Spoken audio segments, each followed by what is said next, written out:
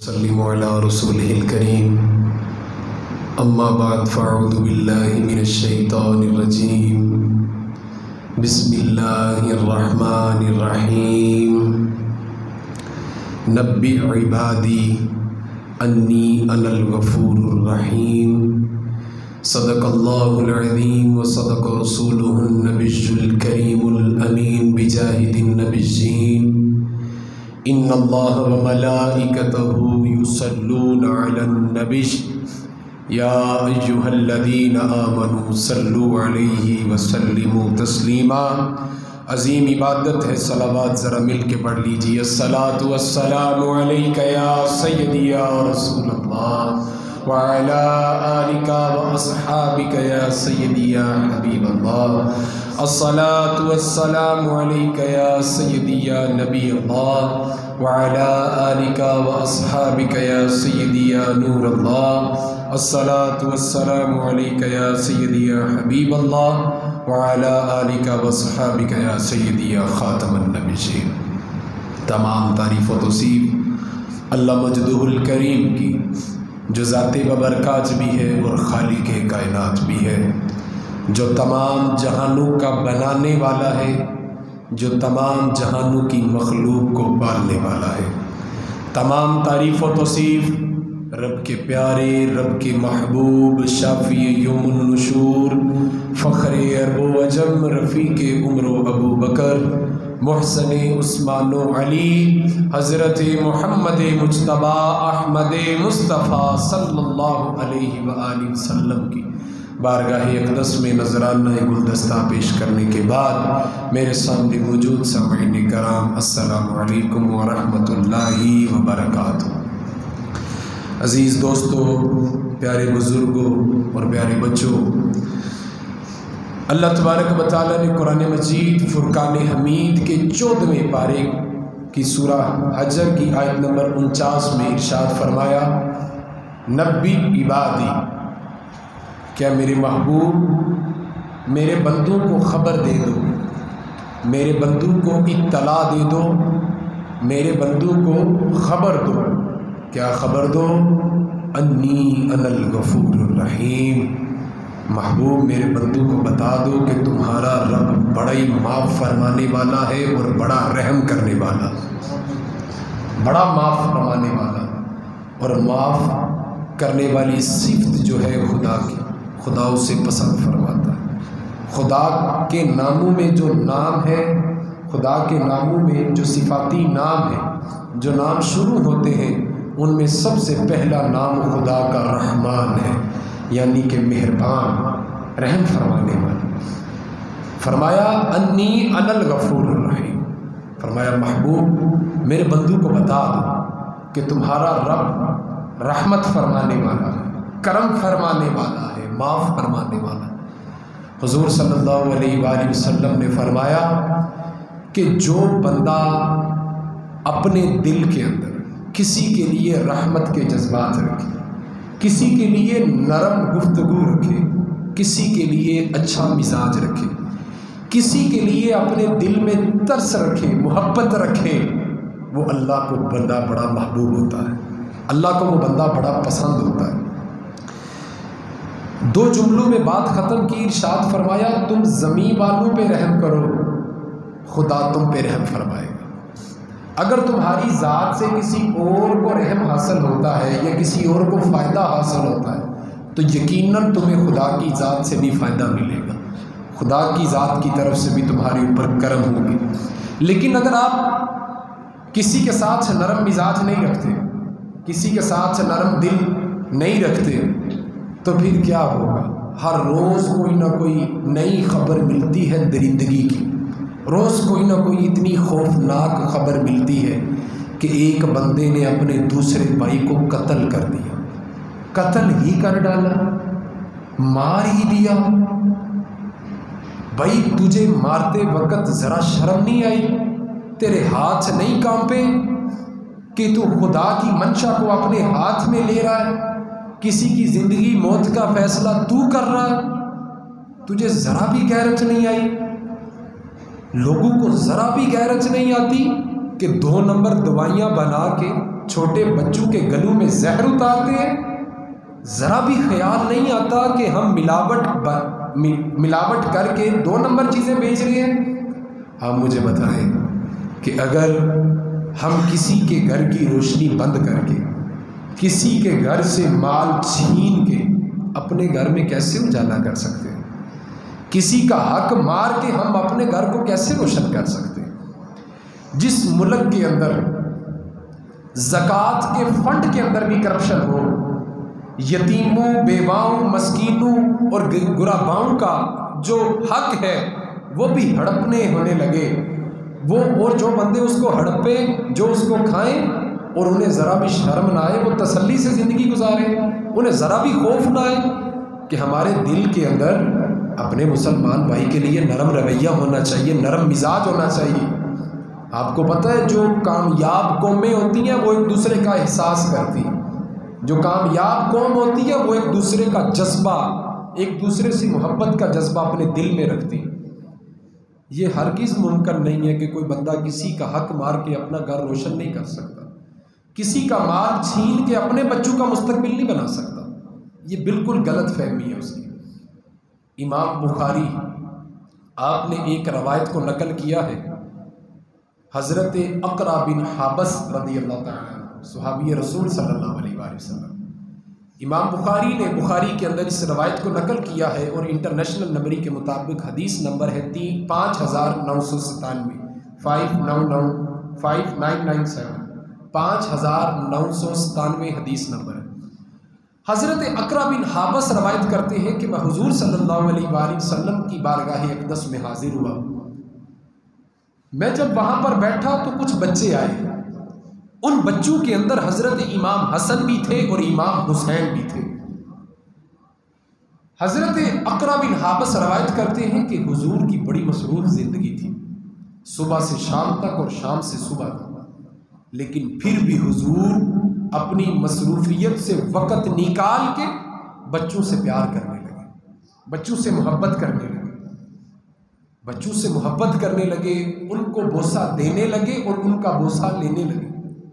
हज़रत अक़रा बिन हाबस आप रवायत करते हैं कि मेरे दिल में ख्याल आया और कुछ ख्याल आते गए, कुछ दिल में बातें पैदा होती गई, तो मैंने पूछ ली, मैंने अर्ज़ की, हुज़ूर जिस तरह आप बच्चों से मोहब्बत करते हैं, जिस तरह आप अपनी मसरूफियत में से बच्चों को टाइम देते हैं, मेरे 10 बेटे हैं, मैंने कभी किसी का बोसा नहीं लिया, कभी मैंने इस तरह टाइम नहीं दिया अपने बच्चों को।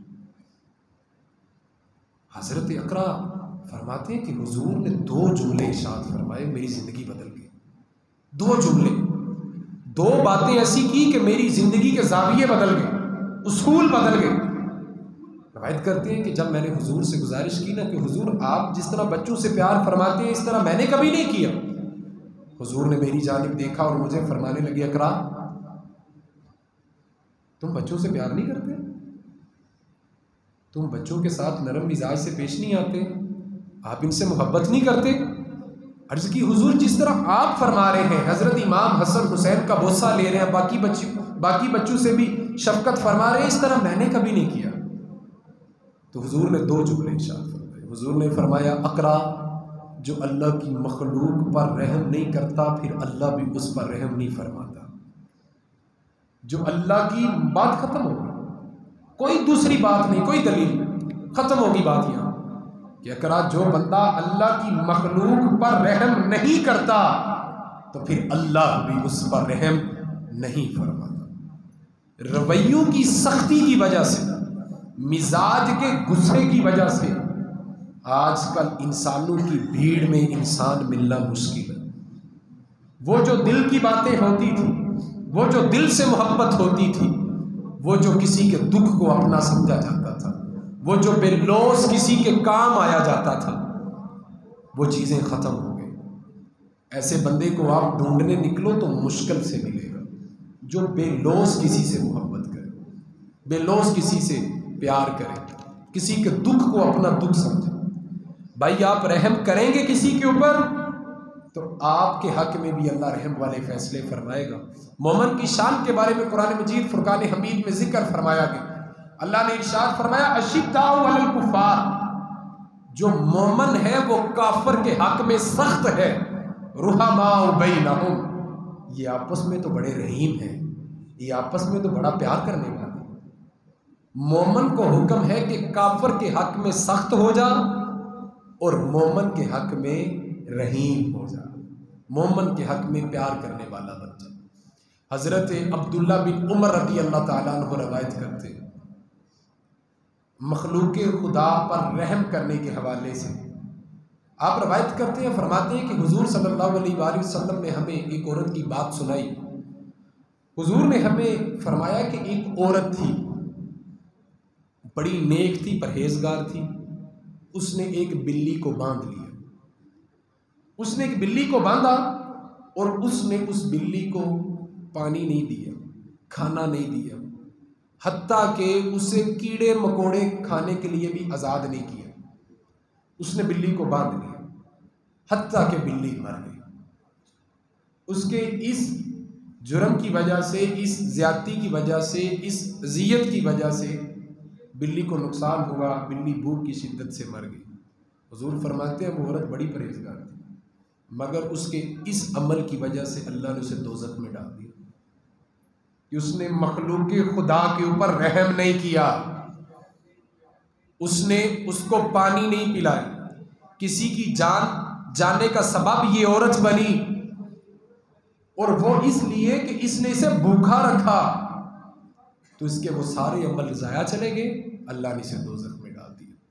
एक और इमाम बुखारी ने रवायत को नकल किया, इंटरनेशनल नंबरी के मुताबिक हदीस नंबर है 3321, 3321, इंटरनेशनल नंबरी के मुताबिक 3321 नंबर है।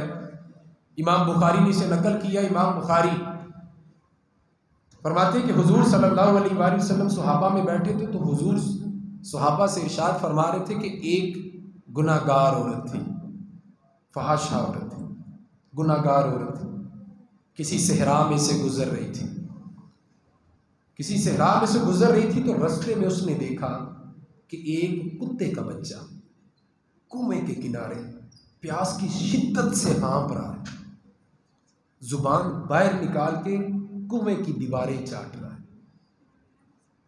फरमाते वो फहाशा औरत, गुनाहगार औरत वहां से गुजरने लगी, तो उसने देखा कि वो कुत्ते का बच्चा प्यास से हाँफ रहा।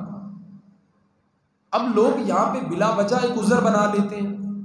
लोग कहते हैं कि सारी जिंदगी गुनाह में गुजार लो, किसी भूखे को पानी पिला दो, किसी भूखे को खाना खिला दो, किसी प्यासे को पानी पिला दो, तो अल्लाह बख्श देगा। बात ये नहीं है कि वो कुत्ते का बच्चा था या प्यासा था, बात ये है कि उस औरत के दिल में अल्लाह की बेजुबान मखलूक का एहसास था। हुजूर सल्लल्लाहु अलैहि वसल्लम फरमाते हैं कि वो औरत रुकी, वो कुत्ते के पास गई, उस कुएं के पास गई, उसने देखा कि कुएं का पानी गहरा नीचे है, कोई रस्सी नहीं, कोई डोल नहीं।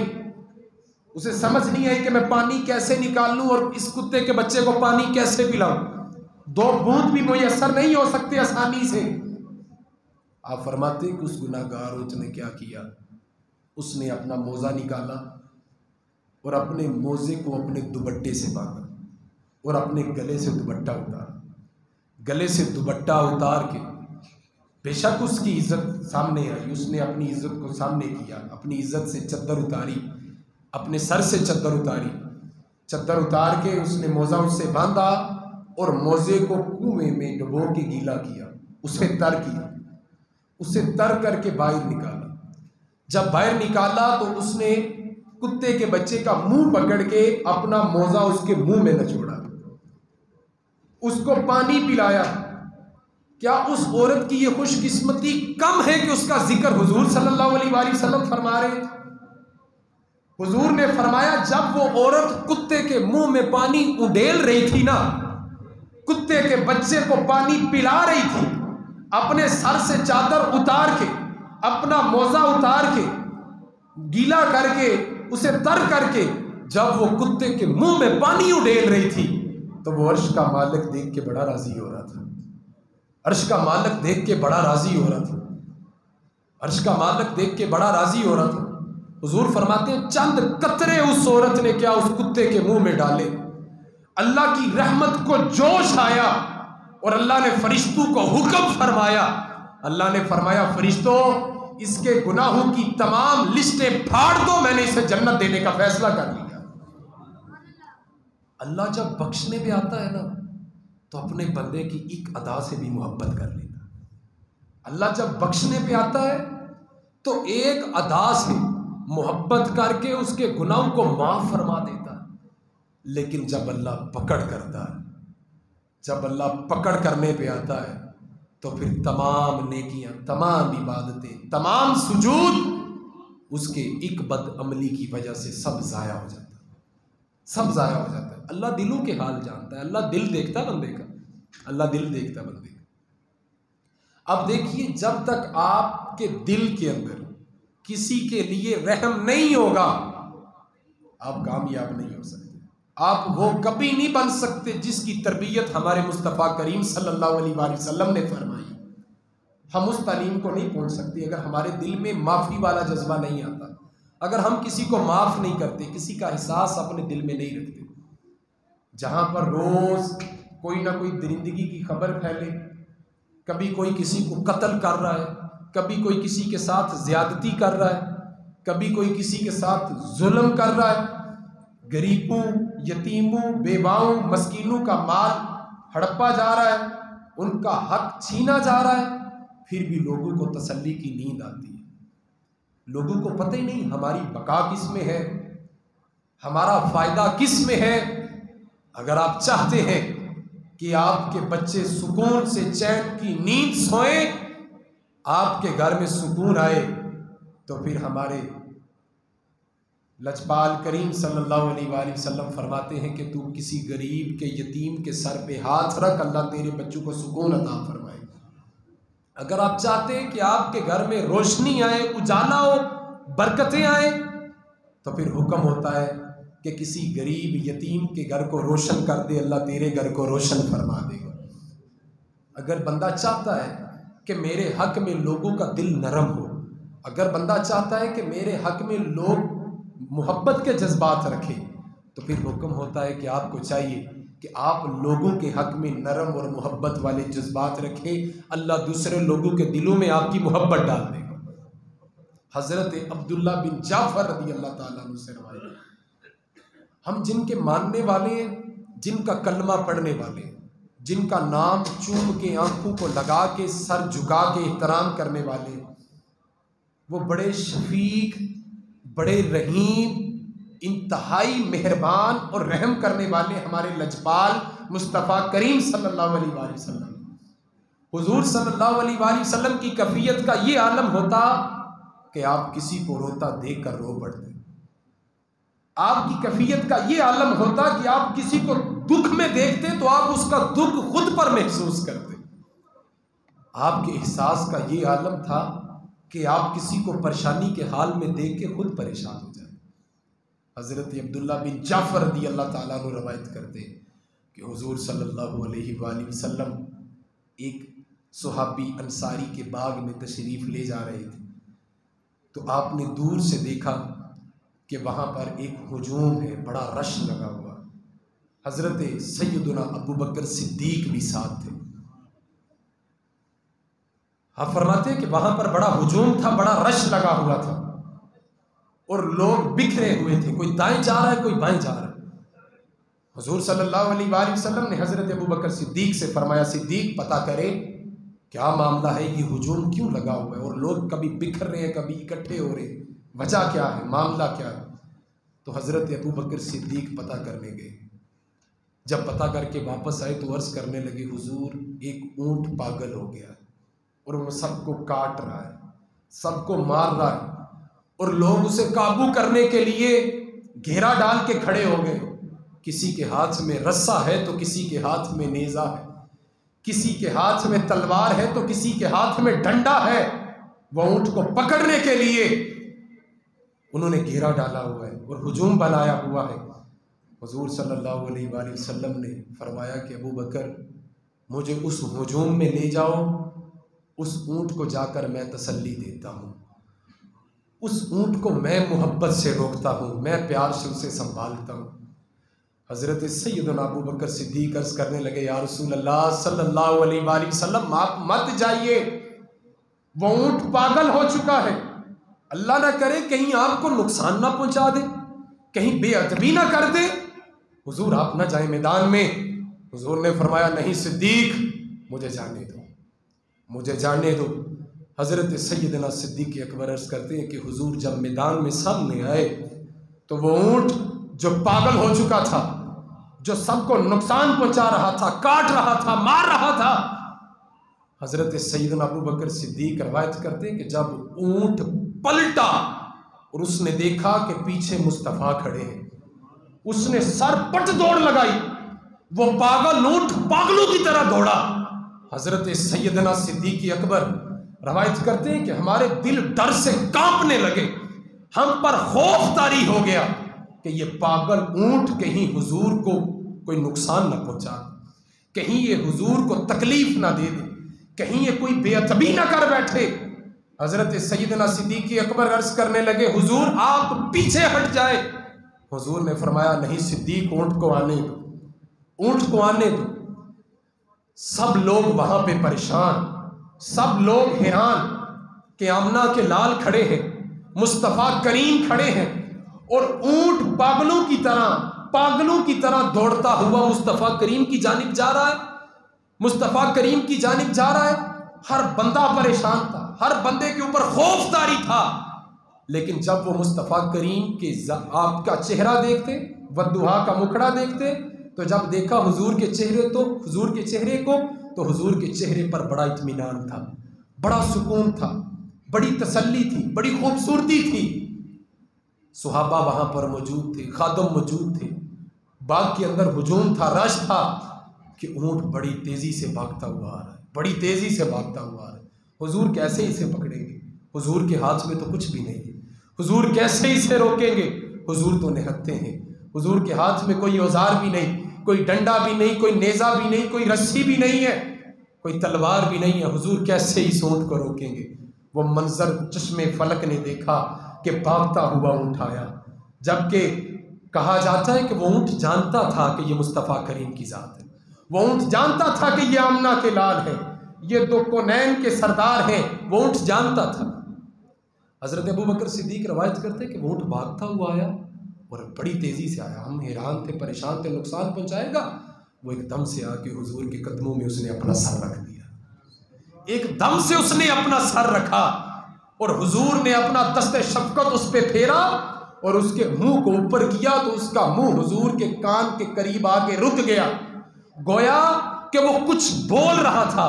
उसने हुजूर के कान में कोई बात कही, जब उसने कोई बात कही तो हुजूर की आंखों में आंसू आ गए, हुजूर की आंखों में आंसू आ गए, हुजूर की आंखें अश्कबार हो गई। हुजूर सल्लल्लाहु अलैहि वसल्लम रोने लगे, करो मेहरबानी अहले ज़मी पर, खुदा मेहरबान होगा अर्शे बरी पर। हुजूर सल्लल्लाहु अलैहि वसल्लम की आंखों में आंसू आए। हुजूर सल्लल्लाहु अलैहि वसल्लम ने उसके मुंह पे अपना दस्ते शफ़क़त फेरा तो बड़े प्यार से, कुछ भी नहीं किया, वो हुजूर के पीछे आके खड़ा हो गया। ऐसे खड़ा हुआ जैसे उसने पनाह ले ली, जैसे उसे कोई रहबर मिल गया, जैसे उससे कोई हिफाजत करने वाला मिल गया। इतने में लोग भागते हुए आए और किसी के हाथ में डंडा, किसी के हाथ में नेज़ा, किसी के हाथ में रस्सा। हुजूर ने फरमाया, इस ऊँट का मालिक कौन है? मालिक सामने आया। हुजूर सल्लल्लाहु अलैहि वसल्लम ने फरमाया कि ये रस्सा मुझे पकड़ा। उसने रस्सा हुजूर को पकड़ाया। हुजूर ने बड़े प्यार से उस ऊँट को रस्सा डाला, उसे नकेल डाली और बड़े प्यार से, इत्मीनान से उसने नकेल डलवा ली और हुजूर के हाथ में उसका रस्सा था। हुजूर पूछने लगे, बताओ क्या हुआ, माजरा क्या था? तो वो सहाबी अर्ज़ करने लगे, महबूब ये पागल हो गया था और ज़्यादा हुजूम देखने की वजह से ये सरपट दाएं बाएं भाग रहा था, हमारे हाथ में डंडा था, नेज़ा था, इस वजह से ये और पागल हो गया, काट रहा था लोगों को, इसलिए हम इसे पकड़ने लगे। लेकिन हुजूर ने फरमाया, अब ये तो कुछ और ही कह रहा है, ये तो कुछ और ही कह रहा है, तुम कह रहे हो ये पागल हो गया था, ये तो कुछ और ही बात सुना रहा है। अर्ज़ की, हुजूर क्या बताया इसने? तो महबूब फरमाने लगे, ये मुझे तुम्हारी शिकायत लगा रहा था, ये कहता है सरकार मुझसे ये काम ज़्यादा लेता है मगर पानी नहीं पिलाता मुझे, सरकार ये मेरे ऊपर मेरी ताकत से ज़्यादा बोझ डालता है। सरकार मैं आपके सिवा अपना दुखड़ा किसे सुनाऊं। गोया के जानवर भी जानते हैं कि ये आमना के लाल रहमत लिल आलमीन है। सरकार मैं आपके सिवा किसे अपना दुखड़ा सुनाऊं। सरकार ये मुझसे काम ज़्यादा लेता और मुझे चारा थोड़ा देता है। सरकार इसलिए मैं इसकी कैद से भागने की कोशिश कर रहा था, लेकिन आप सामने आए तो मैं रुक गया लजपाल, मैं रुक गया। आप देखें कि हुजूर सल्लल्लाहु अलैहि वसल्लम के दिल के अंदर एक बेजुबान जानवर के लिए कितना एहसास है, कितना दर्द है, लेकिन हम जीते जागते इंसान का दुख नहीं समझते। हम जीते जागते अपने भाई का दुख नहीं समझते। हम जीते जागते अपने हमसाए का, अपने रिश्तेदार का दर्द महसूस नहीं करते। जबकि आमना के लाल जो हमारी तरबियत करते हैं उसमें उस तरबियत के अंदर बेजुबान जो जानवर है उसका एहसास हुजूर हमें दिलवाते हैं। हुजूर हमें करके बताते हैं कि किस तरह तुम हुजूर अल्लाह की बेजुबान मखलूक से मोहब्बत करो, अल्लाह के प्यारे बंदू से मोहब्बत करो, लोगों के लिए दिल के अंदर रहम रखो, अल्लाह की बेजुबान मखलूक के लिए दिल के अंदर रहम रखो। सहाबा रवायत करते हैं कि दो बंदे घोड़े पर, एक इधर से जा रहा था, एक इधर से आ रहा था। रास्ते में मुलाकात हो गई, आपस में इस्लाम दुआ होने लगी। अब होता ये है हमारे दौर के अंदर कि एक तरफ से चौधरी साहब आ रहे हैं और एक तरफ से सेठ साहब आ रहे हैं। दोनों का आपस में दोस्ताना है, दोनों रुक गए हैं, इस्लाम दुआ करने लगे। अब जारी बात है वो सड़कों पे मिले हैं तो सड़कों पे रुकेंगे। उनकी गाड़ियाँ सड़कों पे खड़ी हो गई हैं, रास्ता बंद हो गया। जब रास्ता बंद हो जाता है तो पीछे से कोई गरीब मोटरसाइकिल वाला या रिक्शे वाला हॉर्न दे देता है। वो क्या देता है, जनाब थोड़ा रास्ता दे दे मुझे जाना। तो चौधरी साहब तो क्या देते हैं, भाई क्या जल्दी है आपको, कौन सी आग बुझानी है जाके। मैंने बड़े बड़े अजीब लोग देखे, शीशा नीचे करके कहते हैं जनाब किस बात की जल्दी है, सब्र कर लो, 2 मिनट ठहर जो, आपको पता नहीं है कि सामने ये हो रहा है वो हो रहा है, मेरा दोस्त मिला इतनी देर बाद। ये लोगों का मिजाज हो चुका है। लेकिन हुजूर ने अपने सहाबा की क्या तरबियत फरमाई कि दो बंदे, एक इस तरफ घोड़े से आ रहा है और एक इस तरफ से आ रहा है, दोनों रुक गए और रुक के आपस में बातें करने लगे। हुजूर सल्लल्लाहु अलैहि वसल्लम ने फरमाया कि मेरे कदमों की वजह से अल्लाह ने सारी कायनात को मस्जिद बना दिया। मोमन जहां चाहे नमाज पढ़ सकता है, लेकिन मोमन को हुक्म है कि वो शारा आम यानी कि रास्ते पर नमाज ना पढ़े, क्योंकि लोगों ने गुजरना होता है। वो दो बंदे घोड़े पर बैठे हुए थे, हुजूर वहां से गुजरे तो हुजूर रुक गए। हुजूर ने फरमाया दोनों नीचे उतरो, नीचे उतरे दोनों। हुजूर ने कोई ज्यादा बात नहीं की, दो जुमलों में बात खत्म कर दी। हुजूर ने फरमाया जानवरों को सवारियां बनाया करो, कुर्सियां ना बनाया करो। और ये रास्ता है, शरए आम है, हर बंदे का हक है, इस पर तुम्हारा कब्जा करना नाजायज है, इसे रोकना बिल्कुल गलत है, इसको साफ रखना और जिम्मेदारी के साथ इसका ख्याल रखना तुम्हारी जिम्मेदारी। लेकिन यहाँ पर लोग नहीं करते इसका ख्याल, लोगों के दिल में रहम नहीं आता। अगर कोई बंदा गाड़ी खड़ी करके जा रहा है, उसे बोल दें जनाब साइड पे कर, मैं 2 मिनट में आ रहा हूँ जनाब, मुझे 1 मिनट लगेगा, मैं बस आ रहा हूँ, आप बेफिक्र है, रुक जाए। भाई ये कोई जवाब नहीं। कामयाब जो कौमें होती हैं उनके ये रवैये नहीं होते। अगर आपने कोई चीज़ खड़ी करनी है तो आप पहले से एहतियात करके उसे साइड पे खड़ा करें। बेशक आपका 1 सेकंड का काम क्यों ना, 1 सेकंड का काम क्यों ना हो, फिर भी मुसलमान की ज़ात की वजह से किसी दूसरे बंदे को तकलीफ नहीं होनी चाहिए। किसकी वजह से? मुसलमान की ज़ात की वजह से, मुसलमान की ज़ात की वजह से किसी को तकलीफ नहीं होनी चाहिए। इसलिए बंदे को जिम्मेदारी खुद संभालनी चाहिए। हज़रत इमाम गज़ाली रहमतुल्लाह अलैह तरीक़त में, तसव्वुफ़ में, मंतक में, हदीस में, तफसीर में, तदरीस में उम्मत की रहनुमाई करते हुए नज़र आते हैं। बात को समेटने लगाओ। हज़रत इमाम गज़ाली से एक शख्स बड़ा प्यार करता था। उसने इमाम गज़ाली को ख्वाब में देखा। उसने जब आपको ख्वाब में देखा तो उसने आपका हाल पूछा। उसने कहा हज़रत, इस दुनिया से जाने के बाद आपके साथ क्या मामला पेश आया, कैसा सुलूक रहा आपके साथ? तो हज़रत इमाम गज़ाली फरमाने लगे कि मैंने अपने रब को रहीम पाया, मेहरबान पाया, माफ़ करने वाला पाया। तो वो शख्स कहने लगा हज़रत आप तो वैसे भी बहुत दर्स व तदरीस करते थे, आप तफसीर को जानते हैं, कुरान को जानते हैं, हदीस को जानते हैं, आपने लोगों की ज़िंदगियाँ बदली। हुजूर यही सबब बना होगा आपकी बख्शिश का, यही सबब बना होगा कि आपने कितने लोगों को कलमा पढ़ाया, कितने लोगों को मुसलमान किया, दीन की तदरीस की, दीन को आम किया, दीन की तर्जुमानी की, हुजूर की गुलामी की और उसी गुलामी के अंदर कितने लोगों को आप लेके आए। तो आपने फरमाया ये सब चीज़ें वजह तो रही हैं, लेकिन बख्शिश की जो वजह सबब बनाया ना वो कोई और है, वो वजह कोई और है। वो शख्स पूछने लगा हज़रत वो क्या वजह, वो वजह क्या हो सकती है? आपने तो दीन का इतना काम किया, आप इतने बड़े इमाम हैं, मंतक के, तसव्वुफ के, हदीस के, तफसीर के, तदरीस के, आप इतने बड़े इमाम, इन्हीं में से कोई वजह नहीं बनी? आपने फरमाया ये कारआमद थी चीज़ें, मगर वजह कोई और बनी। अर्ज़ की हुजूर क्या वजह बनी? इरशाद फरमाया, आपने फरमाया एक मरतबा मैं कोई तहरीर लिख रहा था, कोई किताब लिख रहा था, तो मैंने स्याही के अंदर कलम डुबा। मैंने जब कलम डुबो के बाहर रखा तो जब मैं लिखने लगा तो अभी पहले लफ्ज़ पर कलम रखी ही थी तो इतने में एक मक्खी आके मेरी कलम पर बैठ गई। आप फरमाते जब मक्खी कलम पर बैठी तो मैंने वो लफ्ज़ वहीं रोक दिया, मैंने आगे नहीं लिखा। मैं रुक गया इस वजह से कि गर्मी की शिद्दत बड़ी है, ये मक्खी प्यासी हो गई, ये आराम से स्याही को चूस ले, जब चूस के उड़ जाएगी तो मैं फिर लिख लूँगा। आप फरमाने लगे कि मेरे दिल में कोई ऐसा ख्याल ना था, कोई ऐसा गुमान ना था, कोई पता ना था, ऐसे ही दिल में नरमी आ गई, ऐसे ही रहम आ गया कि मैं रुक जाता हूँ। मैं ऐसे हाथ हिला के इसे नहीं उड़ाता, मैंने लफ्ज़ वहीं रोक दिया, कलम वहीं रोक दिया। मैंने कहा ये स्याही चूस के जब उड़ जाती है, इसका खलक तर हो जाता है, तो मैं कलम को दोबारा डुबो के दोबारा लिखना शुरू कर दूँगा। आप फरमाते हैं वो स्याही चूस के उड़ गई, मैंने दोबारा लिखना शुरू कर दिया। इस बात को ज़माना बीत गया, वक़्त गुज़र गया, मुझे भूल गई। आप फरमाते हैं चलते चलते फिर ये वक़्त आया कि मेरा हिसाब खुला और मैं रब के सामने पेश किया गया। तो मेरे रब ने, मेरे परवरदिगार ने मुझसे सवाल किया कि गज़ाली तूने जो उस मक्खी पर रहम किया था क्या वजह थी, क्या लालच थी, उससे क्या मतलब था, किस वजह से आपने अपना कलम रोक लिया था? तो हज़रत इमाम गज़ाली आप फरमाते मैंने अर्ज़ की या रब्बल आलमीन तेरी मखलूक समझ के मैं रुका था, तेरी मखलूक समझ के मैंने रहम किया था, कोई लालच ना थी, कोई मतलब ना था, सिर्फ इसलिए कि तेरी मखलूक है और गर्मी की शिद्दत की वजह से प्यासी है। मैंने लफ्ज़ को रोक लिया, कलम को रोक लिया कि वो स्याही को चूस ले, इससे बढ़ के कोई बात नहीं।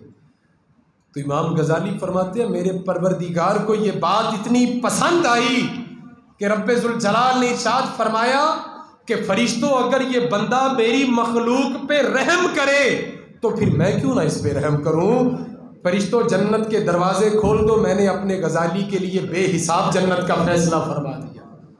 जब आपके दिल में रहम होता है ना किसी के लिए, जब आपके दिल में एहसास होता है किसी के लिए, तो फिर अल्लाह की तरफ से आपके हक़ में रहमत के फ़ैसले होते हैं, आपके हक़ में बरकत के फ़ैसले होते हैं। अब देखें हमारी गुफ्तगू हमसे शुरू होती है और हम पे ख़त्म हो जाती है, हमारी ज़ात से बाहर बात जाती नहीं। लेकिन जो बंदे दिलों को जोड़ते हैं, दिलों के अंदर नरमी रखते हैं, इससे रिश्ते मजबूत होते हैं।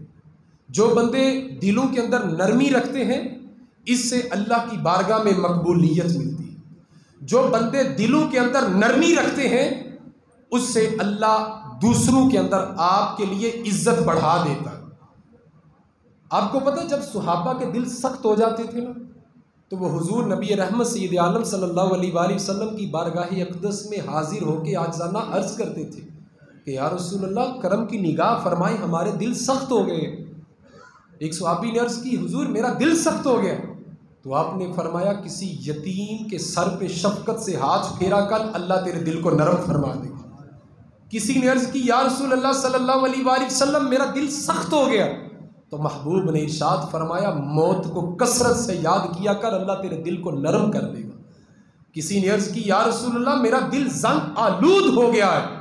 तो महबूब ने इरशाद फरमाया कुरान की तिलावत प्यार से किया कर, अल्लाह तेरे दिल का जंग उतार देगा। जब आपके दिल में नरमी आती है, आपके मिजाज में नरमी आती है, तो फिर अल्लाह की रहमतें भी आपके ऊपर मेहरबान होती हैं। इस दौर के अंदर रवैयों की सख्ती की वजह से इंसानों की भीड़ में इंसान मिलना मुश्किल हो गया। इस दौर के अंदर रवैयों की सख्ती की वजह से, ज़ुबान की तलखी की वजह से, मिजाजों की सख्ती की वजह से इंसानों की भीड़ के अंदर इंसान मिलना मुश्किल हो गया। अगर किसी बंदे का दिल नरम हो जाए तो ये मत कहा करें कि इस बंदे का, एक बंदे का दिल नरम हुआ, ये नहीं कहा करें। किसी बंदे का दिल नरम हो तो ऐसे मत कहें कि एक बंदे का दिल नरम हुआ। जब एक बंदे का दिल नरम हो तो फिर इस तरह कहें कि अल्लाह ने पूरी कायनात के ऊपर खास मेहरबानी अता फरमाई। एक बंदे की जात की वजह से वो जब जब जिसको मिलेगा मेहरबान होकर मिलेगा, रहम करने वाले अंदाज से मिलेगा। जब एक बंदा मेहरबान होता है तो फिर अल्लाह पूरे माशरे पे मेहरबान हो जाता है। तो हम ये क्यों कहें कि वो अच्छा हो जाए, वो अच्छा हो जाए, ये अच्छा हो जाए। हम ये क्यों नहीं कहते कि मैं अच्छा हो जाऊं ताकि दुनिया से एक बुरा इंसान कम हो जाए। तो मेरे भाइयों, करो मेहरबानी अहले ज़मीं पर, करो मेहरबानी अहले ज़मीं पर, खुदा मेहरबान होगा आप पे अर्शे बरी पर। जब आप ज़मीं पर किसी पर रहम करेंगे तो अल्लाह अर्शे बरी पर बैठ के आप पर फ़ख्र फरमाएगा, फरिश्तों पे बैठ के आप पर नाज फरमाएगा। गर्मी है, सबको पता है गर्मी की शिद्दत बड़ी है।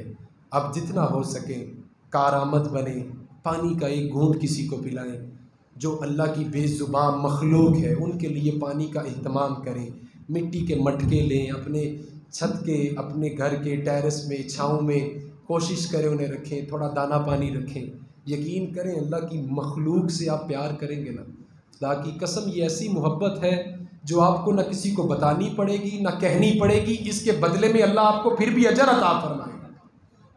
तो अपने दिल के अंदर नरमी पैदा करें, अपने दिल को नरम करें, एहसास पैदा करें अल्लाह के बंदू का भी और अल्लाह की मखलूक का भी, अल्लाह के बंदू का भी और अल्लाह की बेजुबान मखलूक का भी। अल्लाह से दुआ है अल्लाह हमारे दिलों को अपने ख़ास करम से नरम फरमाए और हमें हुजूर सल्लल्लाहु अलैहि वसल्लम के इखलाक से फैज़ अता फरमाए।